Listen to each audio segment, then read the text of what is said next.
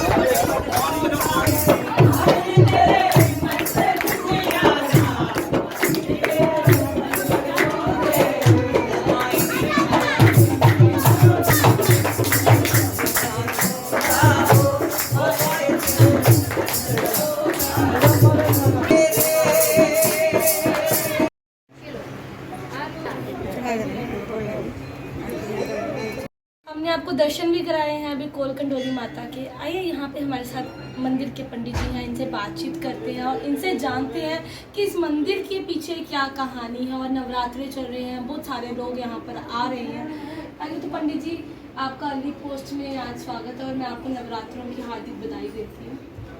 प्रिय भक्तों, सुनने व देखने वालों को मैं तुष्ट मात्र उन भक्तों का चरणों का दास कोल कंडोली मंदिर प्राचीन सिद्धपीठ पहला दर्शन और जो जहाँ पे पुजारी थे मैं उनका अनुज इस गद्दी को संभाले हुए इस कार्य को निभा रहा हूँ। तो बहुत बहुत आपके धन्यवाद, आपके चैनल की और बाकी सब चैनलों का। माँ दिन दूनी ऊंची रात करे, आपकी मनोकामना पूरी करे, क्योंकि आप माँ के पास आए हैं एक कार्य को निभाने के लिए और माँ के चरणों का प्रचार करने के लिए। माँ आपकी हर मनोकामना पूरी करे, आपके पूरे स्टाफ की। तो कहते हैं, कहा जाता कि जिस तरह हमारे सालों के बजट पास होते हैं उसी तरह जुगों के बजट पास हो रहे थे। उस टाइम ब्रह्मा विष्णु महेश इकट्ठे थे। नारद ने सवाल किया, हे प्रभुदेव, सबसे पापी युग कौन सा होगा? ने शंका में पड़ गए तो उन्होंने बताया सबसे पापी युग होगा तो कल युग होगा। क्या क्यों होगा, किस लिए होगा? इसलिए होगा कि 13 साल की कन्या नानी और दादी बनेगी, उसे बचाने के लिए एक मिलकर एक आप शक्ति को प्रकट करना होगा और त्रिकुट पर्वत में भेजना होगा। भक्तजन उसकी वंदना और पूजना से अपने ग्रह शांत करेंगे, अपनी मनोकामना दिलीशा पूरी करेंगे, लंबी उम्र करेंगे, अपने कष्टों का निवारण करेंगे। क्योंकि कल युग में जो ग्रहों की शांति करने वाली होगी वो महाशक्ति होगी, महाकाली होगी और शिव शक्ति होंगे, हनुमान जी होंगे जो कष्टों का निवारण करेंगे। कोई भी विविधता पड़ेगी, कोई भी महामारी आएगी तो उसमें महाशक्ति ही लाएगी और महाशक्ति निवारण करेगी। आप शक्ति को प्रकट किया। आप शक्ति ने पूछा मेरा काम क्या? उन्होंने कहा तुम्हें त्रिकुट पर्वत पर तपस्या करने की। उन्होंने कहा कब तक? जब तक कल युग खत्म ना होगा और अवतारना होगा। पर उससे पहले एक नागराज गांव होगा जहाँ शरीर बकरी ने कट्ठे पानी पिया होगा, वहां पे जाके तुम्हें नमक जहाँ पत्थर में प्रकट होना होगा। पर प्रकट होके 12 साल तपस्या करनी होगी। वहां से ही तत्व होगा कि 13 साल की कन्या को नानी दादी बनने से कितना बचाया जाएगा। मैंने कहा ठीक है। ऐसा था, तेल बेचने जाया करते थे, आती बार नमक बाजरा ले आते थे पहले कहते थे पढ़ाओ, अभी कहते हैं धर्मशाला। रात को रुके, सुबह शर्ट उठाने लगे, शर्ट उठाने गई, उसमें से 5 साल की कन्या प्रकट हुई। इन्होंने कहा भक्तों जाओ, आपकी मनोकामना पूरी होगी। इन्होंने कहा देवी जी सामान अपना नहीं, व्यापारियों का, हमने अपने बच्चों का पालन पोषण करना। कहा जाओ, आपकी मनोकामना पूरी होगी। वो शर्टें खोलते, हीरे जवाहरात निकलते हैं, तो आ जाते हैं। वो देखते हैं कि जहाँ पे कौन सी ऐसी शक्ति है जो हीरे जवाहरात करते, वो तो देखते हैं शर्ट गुड़ों में लगी थी, वो नमक की थी। तो जुगों जुगों की प्रिय भक्तों ये कहानी है, आज जुग की नहीं, ये कई हजार साल पहलों की ये बात है, कहानी है माँ शक्ति की। युग बदलते चलते चलते चलते एक दिन ऐसा होता, गुरु गोरखनाथ भैरव साथ में, पहला शिष्य भैरव 1.25 लाख चेलों के साथ जहाँ पहुँचते हैं, तो माँ शक्ति महामाया गेंद कोडियाँ खेल रही थी। तो भैरव देख रहा होता है, तो नज़र चुरा कर वहाँ देख रहा होता है गुरु गोरखनाथ जी कोडी बहान उठाने के बहाने माँ शक्ति को प्रणाम करते हैं, और माँ शक्ति कोडी उठाने के बहाने आशीर्वाद देती है। मगर उस टाइम पर भैरव देख रहा होता, कहता कि अगर मैं प्रकट करता हूँ तो ब्रह्मा विष्णु में शाप दे के मुझे भस्म कर देंगे, मेरी चारों शक्ति वीन हो जाएंगी। मैं आने वाले टाइम में कभी मैं पाने की कोशिश करूँगा। हमने कहा ठीक है। युग बदलते जाते एक दिन ऐसा हो जाता है कि पांडवों को 12 साल का वनवास एक साथ तक आबाद होता है। वो गलियों की खाक छानते हुए जहाँ से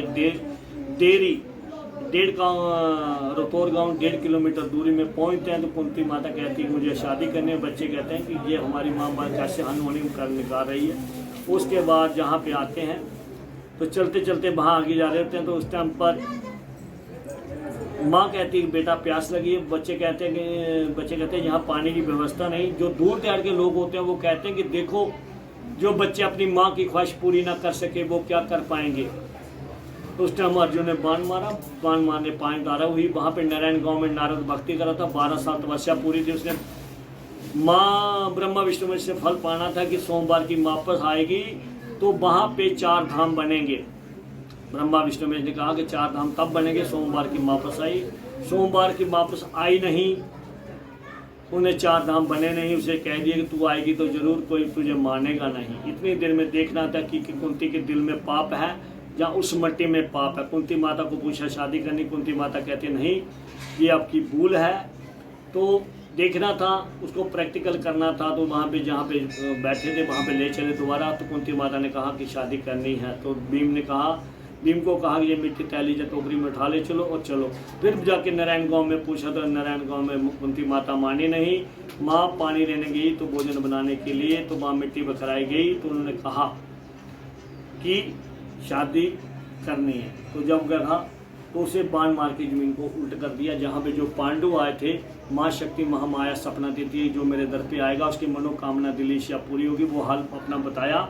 उन्होंने कहा आपको काल सर्प युग चल रहा है, मेरे भवन का निर्माण करो और आपके ग्रह शांत हो जाएंगे। 6 महीने हो जाते हैं, भवन बन नहीं पाता। माँ सपना देती है। तो पांडु कहते हैं हम दिन को बाहर आते नहीं, रात को बाहर आते हैं, तो कैसे भवन तैयार कर पाएंगे। एक रात हुई 6 महीने की। 6 महीने के सब देवताओं ने एक छाता बनाया।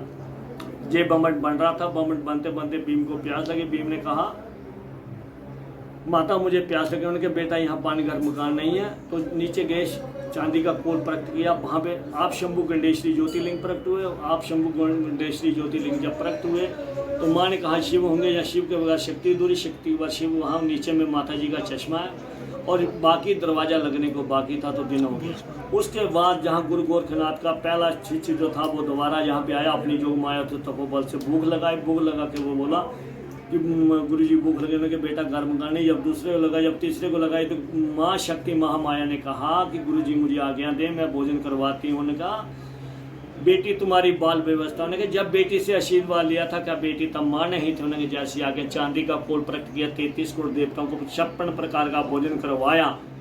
तो भैरव ने खाना नहीं खाया। उस टाइम नाम रखा गया पहला दर्शन कोल कंडोली। उस टाइम माँ शक्ति महामाया ने कहा था इस रीत को मैं जो नभा के जा रही हूँ, जहीं के पुरोहित जहीं के पुजारी नभाएंगे।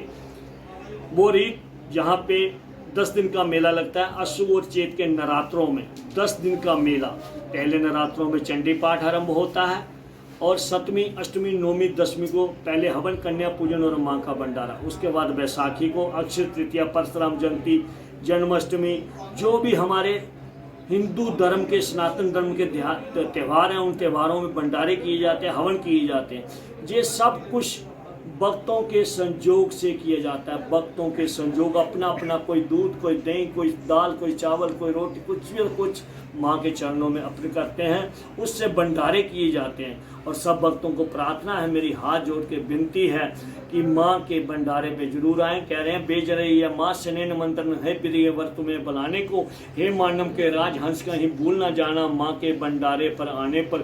कहते हैं कंचन सा तन भी एक दिन ठुकराएगा, माँ का सिमरन कर ले माँ के लाज जो 84 लाख गेड़ जूनी से बचाएगा। हे त्रिलोकी की जटा में बसने वाली माँ, मेरा शत शत है प्रणाम, मोक्ष ममता तब प्राप्त होती है जो हरदम जपता है तेरा नाम। कहते हैं रो रो के तू मानु सुनाई जा, रो रो के तू मानु सुनाई जा, जेने पाइयो कटेगी जदू कोजल कूक सुनाएगी मानु तरेली आएगी। और माँ कोल कंडोली का बीज मंत्र है डोगरी में, कहता है जय माता कोल कंडोलिए, जय माता कोल कंडोलिए, पवना पोलिए, गुड़ा नहीं मिठिए, लूने नहीं लून किए, मायने कालिए कपावने चीटिए, जय माता कोल कंडोलिए, पवना पोलिए। प्रिय भगत, ये जो बीज मंत्र है माँ कोल कंडोली का है। और यहाँ पर कोई भी रोग हो जिस्मानी, कोई भी रोग हो जिस्मानी जिस्म का, बड़े से बड़ा, उसका क्या है कुछ मैं नाम बताता हूँ। जो किसी को नहीं नाम बताना होगा उस तक की कैंसर, जो यहाँ पे हमारे नगरोटा कॉलोनी है उनके भी कैंसर के ठीक हुए हैं। पत्थरी, बवासीर जो ठीक होता है, कहता है फिंसी फोड़ा पाका त्राका ददरी मोके सम चंबल फोला फुल तिलमा कर किसान बाजरा थथियाना सोच एंड।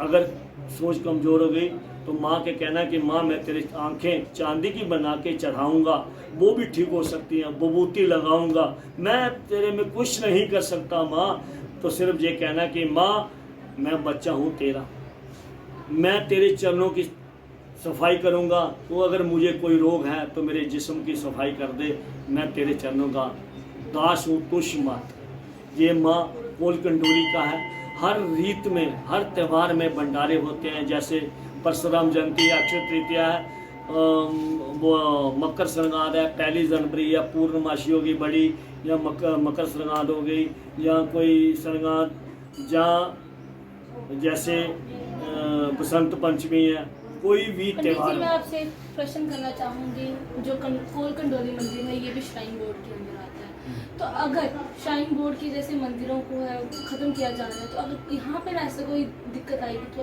तब आप लोग क्या करेंगे? प्रभु ऐसा है, हमारी खानदान गद्दी है, हमारे दादा परदादा चरदादा चलते आए हैं, हमें आरती करनी है, सुबह शाम वो आरती करते रहना है। जब तक हम जिंदा हैं, हमारे बच्चे जिंदा हैं, हमें सिर्फ आरती करनी सुबह शाम की। ये नहीं कि हमें कोई सैलरी की ज़रूरत है। माँ ने चाहा तो मैं सैलरी देगी, क्योंकि सैलरी की ज़रूरत उसे होती है जिसके कोई शौक़ होते हैं। हमारा शौक़ यही है कि माँ की पूजा, आरती या हवन यज्ञ भंडारे करने हैं। क्या? क्योंकि किसी भक्त को भी हमारे कहने से अगर मुराद पूरी हो सकती है तो हम किसी बात के लिए पीछे नहीं। बाकी भक्तों से मैं प्रार्थना करता हूँ कि आएँ। 7वीं, 8वीं, 9वीं, 10वीं और बैसाखी हर त्यौहार में भंडारा किया जाता है पहले, और कोई सेवा करना चाहे भंडारे में वो भी आ सकता है। सबके लिए, भक्तों के लिए दरवाजे खोले, कोई भी जात हो जैसे हिंदू हो, मुसलमान हो, सिख हो, ईसाई हो, कोई भी हो, माँ के लिए, सब कास्ट के लिए खुले। बोल सांचे दरबार की जय। आप लोगों ने पूरी जो कहानी थी यहाँ की माता रानी की आपने सुन ही ली, तो मुझे लगता है कि मैं आशा करती हूँ कि जैसे पंडित जी ने बताया है कि यहाँ पर हवन यज्ञ होते हैं, हर त्यौहार पे जो है भंडारे लगते हैं, तो आप लोग भी इधर आए। इन्होंने ये भी कहा कि कोई जात पात की कोई कहानी नहीं है, कोई भी यहीं आ सकता है। और आज हम भी आपको जो है यहाँ के दर्शन करा ही रहे हैं, और आपने देखे ही हैं, और आपको कहानी भी हमने जो है पूरी सुना ही दी है। इसमें कुछ तो आप ऐसे ही हम आपको नवरात्रों के 9 नवरात्रों के बीच में जो है अलग अलग मंदिरों के जो है दर्शन करवाएंगे, और वहाँ की जो कहानी है, जो वहाँ की बातचीत है, पुजारियों से कर कर आप लोगों तक पहुँचाएंगे। तब तक के लिए बने रहे अली पोस्ट के साथ। नमस्कार।